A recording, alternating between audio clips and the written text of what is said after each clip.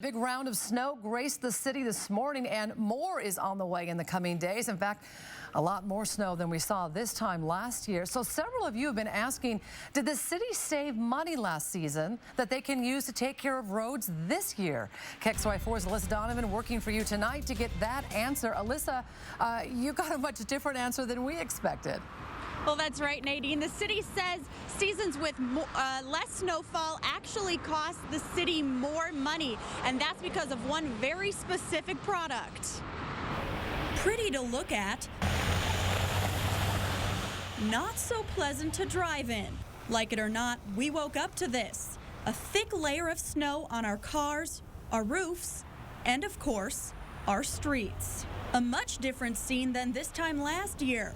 But that doesn't mean the city's budget gets a break. People think, oh, there was no snow, so therefore there should be a lot of budget left over. But that's not the case. At the end of 2014, there was about $150,000 left over from the city's $2.6 million annual snow budget. Even though last year the city hardly used their plows, what they did use was a ton of de-icer.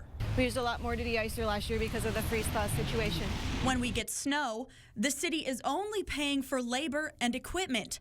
But when it doesn't snow and it just freezes, the city has to pay for labor, equipment, and the output of products. That product output really adds up, and de-icer is one of the most expensive products that we use.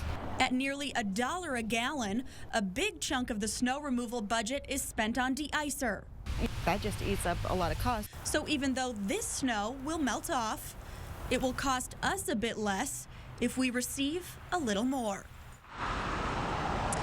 And because that de-icer is so expensive, it is only used on arterials and main roads. Now the city is on track to have about $150,000 left over from this budget as well. Nadine? So what do they do with that leftover money, Alyssa? Well, it actually doesn't roll over. They use the leftover money for other street projects, or things like windstorm recovery, which we experienced this year. Reporting in Spokane, Alyssa Donovan, KXLY4 News.